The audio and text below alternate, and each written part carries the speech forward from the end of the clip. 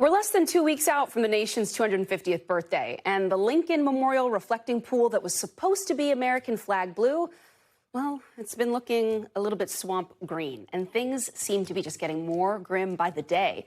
There's this viral image of a dead duck floating in the landmark's water. It's not clear how or why the duck died, but a park spokesperson says the repairs and maintenance used to treat the algae in the pool is wildlife safe. So you could chalk this whole saga up to just being about some pool, but for Trump, it seems to genuinely be a priority for him. The administration is boosting a law enforcement presence in the area, and the president just can't stop claiming without evidence vandalism is behind the green algae problems and all that peeling paint, and not his $16 million renovation. Are the contractors who did the initial work for the reflecting pool, are they to blame for the current condition, or is it the vandals? We had vandalism. No, vandals. You know, we have I think 290, 300-foot slit right through it, probably a box cutter or a knife of some kind. It's not a lot of damage, but we'll probably have to let the water out and refix it. To add some perspective and scale here, 300 feet is the equivalent of a standard football field and just shorter than the Statue of Liberty.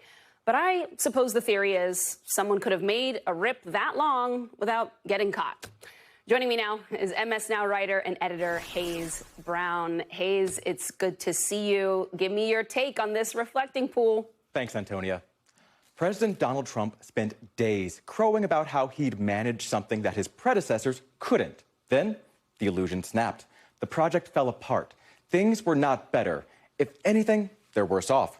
I'm talking, of course, about Trump's quickly unraveling, very expensive attempts at overhauling the Lincoln Memorial's reflecting pool. By now, we've all heard the story. Trump felt it was up to him to tackle long overdue maintenance before the nation's 250th birthday next month.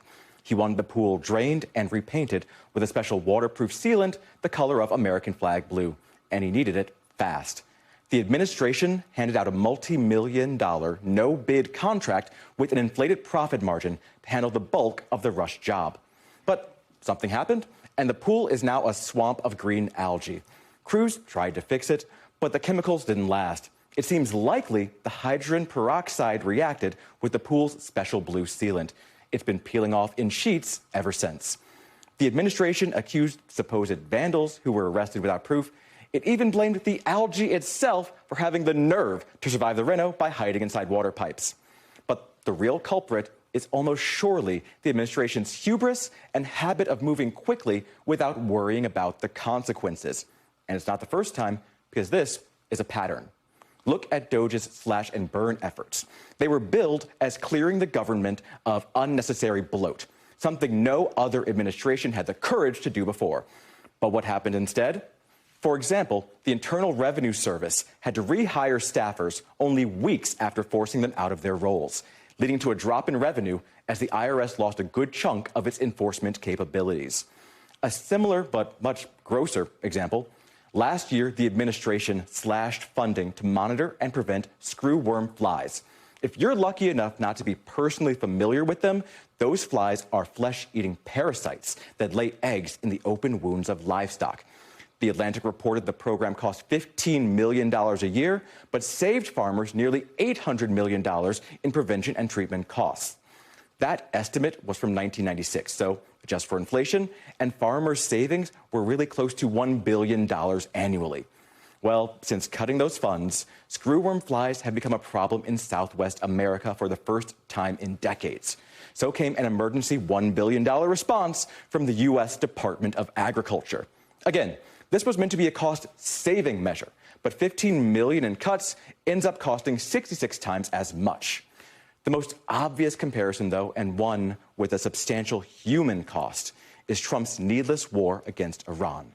The administration flaunted the initial strikes as an unprecedented show of American strength, something no other president was brave enough to do.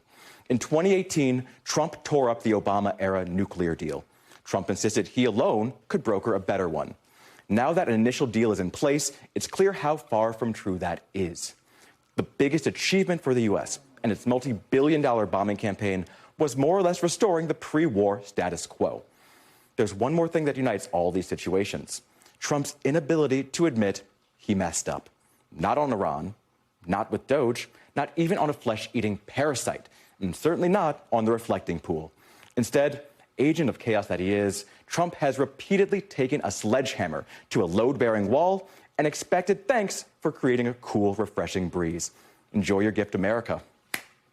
Hayes Brown, love the breakdown. I got to say, you're missing one thing, which is that the funniest part of all this is that one of the firms that worked on the reflecting pool is called Green Water Solutions. The irony abounds. It would be too much if this was a television show.